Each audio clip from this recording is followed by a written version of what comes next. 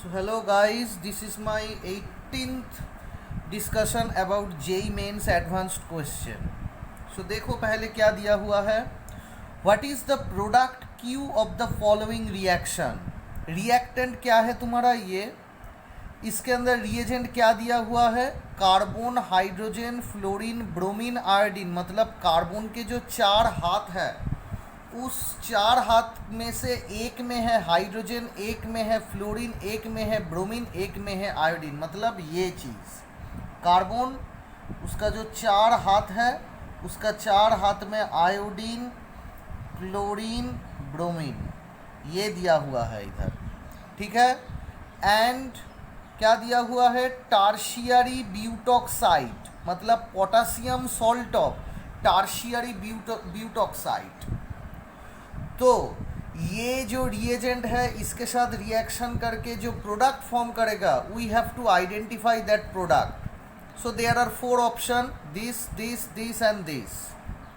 सो पहले क्या होता है देखो.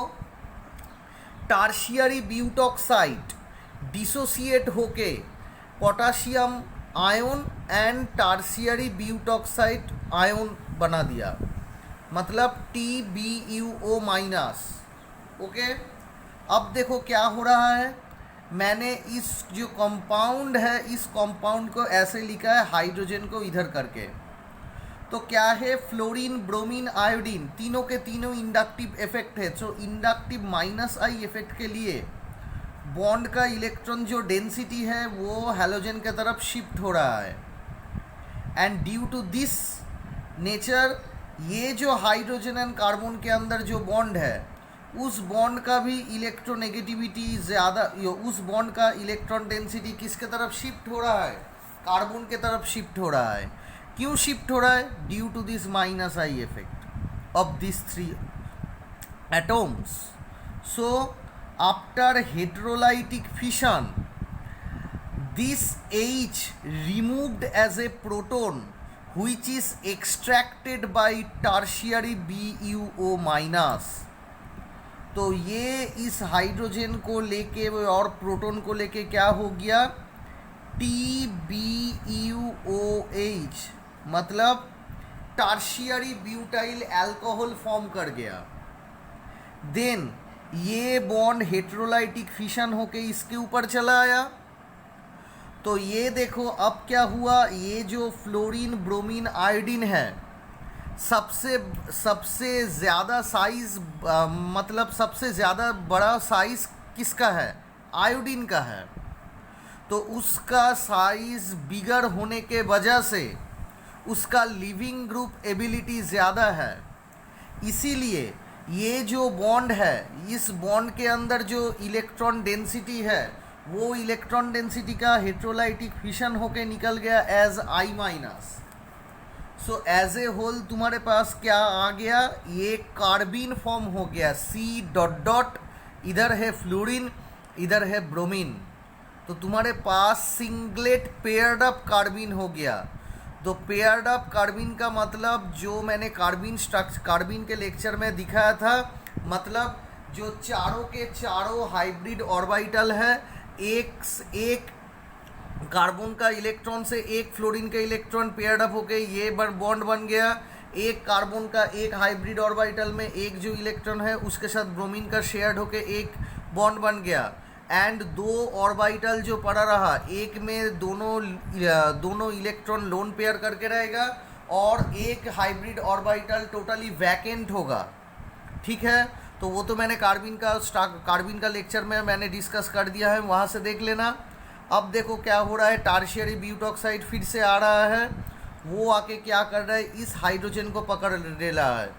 क्यों पकड़ेगा. क्योंकि after removal of this hydrogen the conjugate base formed will be resonancically stabilised. So ये वाला माइनस अगर इस हाइड्रोजन को एज ए प्रोटॉन फॉर्म में पकड़ा तो ये जो बॉन्ड का इलेक्ट्रॉन डेंसिटी है दो इलेक्ट्रॉन बन के, तो वो दोनों इलेक्ट्रॉन बन के हेटेरोलाइटिक क्लीवेज होके बॉन्ड का इलेक्ट्रॉन डेंसिटी इस कार्बन के ऊपर चला आया.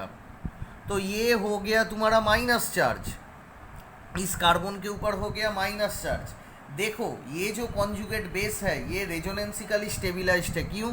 देखो रेजोनेंस हो रहा है, ये इधर भी जा सकता है तो रेजोनेंस हो जाएगा, ये इधर भी जा सकता है तो देखो रेजोनेंस हो रहा है, मतलब स्टेबिलाइज्ड एज कॉन्जुगेट बेस। पर ये जो माइनस है ये डायरेक्ट इस जो कार्बिन है उस कार्बिन को अटैक करके इधर फॉर्म नहीं करेगा, इसीलिए मैंने इधर क्रॉस दिया हुआ है। तो क्या होगा, ये पूरा रेजोनेंस होके फॉर्म कर रहा है। तो रेजोनेंस होके कैसे फॉर्म कर रहा है, देखो इधर जो माइनस है उसको मैंने क्या दिखा है, उसको पहले इधर ही छोड़ दो, ये जो माइनस है इसको इधर ही रखो, कॉन्जुगेट बेस स्टेबिलाइज्ड है, ये तो कॉन्जुगेट बेस स्टेबिलाइज्ड का रेजोनेंस है, उस माइनस को उधर ही रख दो। अब देखो क्या हो रहा है, ये तुम्हारा क्या है, कार्बिन।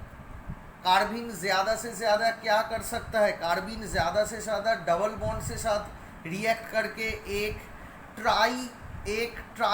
सर्कल बना सकता है, ट्राई कार्बन का एक सर्कल, ठीक है।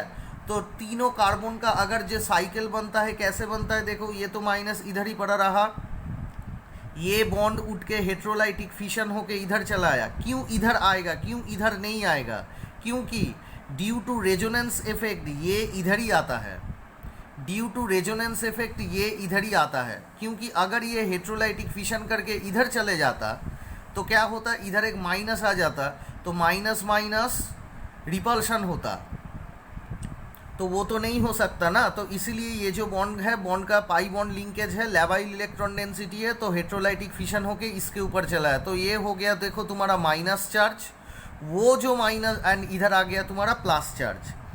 तो ये जो माइनस चार्ज है, इधर का माइनस चार्ज इस कार्बिन को अटैक करो, तो कार्बिन को अटैक करने के लिए क्या होता है, ये तो पूरा न्यूट्रल होता है, पर फिर से अगर ये इलेक्ट्रॉन डेंसिटी पा गए तो फिर से क्या हो जाएगा, माइनस, जो मैंने कार्बिन के लेक्चर में डिस्कस किया था। तो ये बॉन्ड का हेट्रोलाइटिक फिशन हो के इसके ऊपर माइनस, इधर हो गया प्लस, वो माइनस इस लोन पेयर को अटैक, वो माइनस इस कार्बिन को अटैक किया, मतलब कार्बिन के अंदर जो वैकेंट ऑर्बिटल है उसमें डोनेट किया, तो क्या हो गया, कार्बिन माइनस हो गया।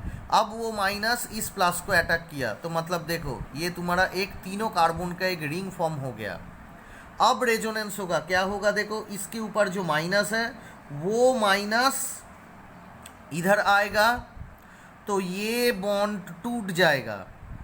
तो ये बॉन्ड अगर टूट गया तो कौन सा वाला रिलीज हो सकता है, फ्लोरीन या ब्रोमीन रिलीज हो सकता है, ब्रोमीन ऑलवेज रिलीज होगा, क्योंकि as compare to fluorine bromine consider higher leaving group ability, मतलब leaving group ability size bigger होने के लिए as compare to fluorine bromine ज़्यादा से ज़्यादा हेट्रोलाइटिक फिशन करके बॉन्ड का इलेक्ट्रॉन डेंसिटी का लेके निकल जाएगा। तो क्या होगा, देखो ये तुम्हारा इस कार्बन जो था, इस कार्बन एंड इस कार्बन के ऊपर डबल बॉन्ड चला आया, देन ये बॉन्ड नहीं है तो ये बॉन्ड कहाँ गया, इधर डबल बॉन्ड बन गया, मतलब इस कार्बन के बाद इस कार्बन जिसके साथ फ्लोरीन जुड़ा हुआ है, उसके बाद इस कार्बन डबल बॉन्ड है, उसके बाद ये, मतलब एक तुम्हारा रिंग फॉर्म हो गया एंड इधर फ्लोरीन तुम्हारा अटैच्ड है।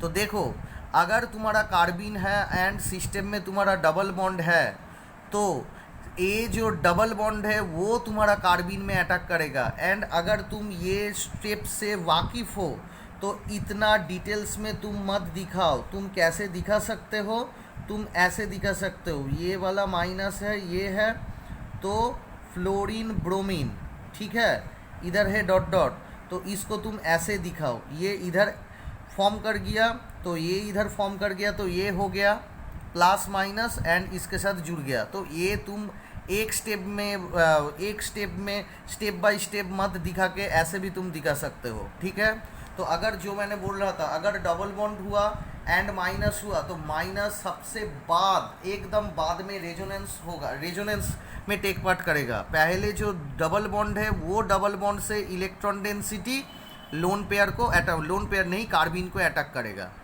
ठीक है। अब देखो तुम्हारे पास ये क्वेश्चन दिया हुआ है, ये तुम्हारा रिएक्टेंट है, उसके अंदर दिया हुआ है KOBr, देन KOBr हीट को लगा के तुम्हारा हो गया B, so you have to identify the compound B। चारों के चारों ऑप्शन हैं, चारों के चारों ऑप्शन क्या है, ए बी सी डी। तो देखो कौन सा वाला ऑप्शन इधर तुम्हारा करेक्ट है।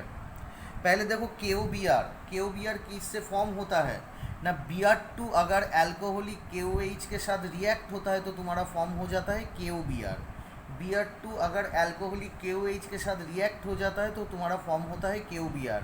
एंड Br2 KOH किस रिएक्शन का, नेम रिएक्शन का रिएजेंट है ना, हॉफमैन डिग्रेडेशन। ये भी मैंने लेक्चर में पहले जो नाइट्रोजन कॉन्टेनिंग जो कंपाउंड है उसके अंदर मैंने ये पहले से ही दे दिया है, वहाँ से देख लेना। तो हॉफमैन डिग्रेडेशन का मैकेनिज्म उधर है, वहाँ से देख लेना। इधर मैंने सिर्फ एक लाइन में बता देता हूँ क्या होता है। देखो RC डबल बॉन्डो NH2, ये एलिफेटिक ग्रुप भी हो सकता है, एरोमेटिक ग्रुप भी हो सकता है। उसके अंदर तुमने क्या दे दिया, Br2 KOH, तो मतलब ये हो गया KOBr। तो हॉफमैन रीअरेंजमेंट एमाइड में अगर ऐड करो तो क्या होगा, एमाइड के अंदर जो CO लिंकेज है वो CO लिंकेज निकल जाएगा। एंड जो ये ग्रुप है या इधर ये एलिफेटिक और एरोमेटिक है वो तुम्हारा NH2 के साथ जुड़ के हो गया तुम्हारा RNH2। तो देखो ये तुम्हारा रिएक्टेंट है, इसके अंदर तुम Br2 KOH दिया हुआ है तो क्या होगा, देखो Br2 KOH दिया हुआ है, इसलिए तुम्हारा ये जो C double bond O linkage है, ये C double bond O linkage तुम्हारा निकल गया। तो after removal of this C double bond O linkage इधर क्या पड़ा रहा, NH2 पड़ा रहा। अब देखो क्या दिया हुआ है, हीट दिया हुआ है। हीट होने के बाद मतलब तुम्हारा सिस्टम से एक H2O मॉलिक्यूल रिलीज होगा। तो देखो क्या हो रहा है, नाइट्रोजन के ऊपर लोन पेयर है, मतलब ये एक न्यूक्लियोफिलिक सेंटर है। Nucleophilic centre neutral nucleophilic centre है, मगर मतलब इसके ऊपर नेगेटिव चार्ज नहीं है, लोन पेयर है। तो ये हो गया तुम्हारा न्यूट्रल न्यूक्लियोफिलिक सेंटर। अब देखो तुम्हारा सिस्टम में इलेक्ट्रोफिलिक सेंटर कहाँ पर है, इधर देखो electrophilic centre carbon double bond O। सो इलेक्ट्रोनेगेटिविटी ऑक्सीजन का ज़्यादा है, इसीलिए इलेक्ट्रॉन डेंसिटी ऑक्सीजन के तरफ चला जा रहा है। इधर भी ये है, तो ये हो गया तुम्हारा इलेक्ट्रोफिलिक सेंटर। जो ये जो नाइट्रोजन के ऊपर तुम लोन पेयर बिठाए हो तो वो न्यूक्लियोफिलिक अटैक करेगा किस कार्बन को, इस कार्बन को। एंड ड्यू टू दिस ये जो कार्बन ऑक्सीजन का बॉन्ड है, इलेक्ट्रोनेगेटिविटी ज़्यादा ऑक्सीजन का है, तो हेट्रोलाइटिक फिशन होने के बाद ये तुम्हारा निकल गया OH-। ठीक है, तो तुम्हारा देखो फॉर्म कर गया। ये तो तुम्हारा स्ट्रक्चर्स तो पहले ही सा था, तो इस कार्बन के साथ इस नाइट्रोजन बॉन्ड फॉर्म कर गया। तो देखो इसको भीतर में घुमा के लिखो, तो ये बॉन्ड ये जो कार्बन है, देखो ये कार्बन इधर आ गया डबल बॉन्ड O। तो इस कार्बन के साथ ये NH2 जुड़ा हुआ है, देखो इस कार्बन के साथ इस NH2 जुड़ा हुआ है, उस NH2 के साथ इस कार्बन। ठीक है, अब देखो बाहर से कौन आएगा, बाहर से OH- आएगा। कहाँ OH- निकल गया था, इधर इस स्टेप में जो OH- निकल गया था। तो यहाँ से OH- आया, वहाँ से OH- आके क्या कर रहा है, देखो नाइट्रोजन एंड हाइड्रोजन इलेक्ट्रोनेगेटिविटी किसका ज़्यादा है, नाइट्रोजन। सो बॉन्ड का इलेक्ट्रॉन डेंसिटी नाइट्रोजन के तरफ शिफ्ट हो रहा है, इसीलिए अगर ये OH- आया तो OH- आके इस हाइड्रोजन को पकड़ ले रहा है। तो OH- आके अगर इस हाइड्रोजन को पकड़ लेगा तो इस बॉन्ड का इलेक्ट्रॉन डेंसिटी नाइट्रोजन के तरफ चला जाएगा। तो बॉन्ड का हेट्रोलाइटिक फिशन होके बॉन्ड का इलेक्ट्रॉन डेंसिटी नाइट्रोजन के तरफ चला गया, तो वो इधर लोन पेयर होके नाइट्रोजन के ऊपर लोन पेयर होके स्टेबिलाइज हो गया। तो which one is the correct answer, here B is the correct answer. So in this slide we will discuss about we discuss about 2 JEE Mains advanced problem. Okay, now we have to discuss another types of carbene problem. चलो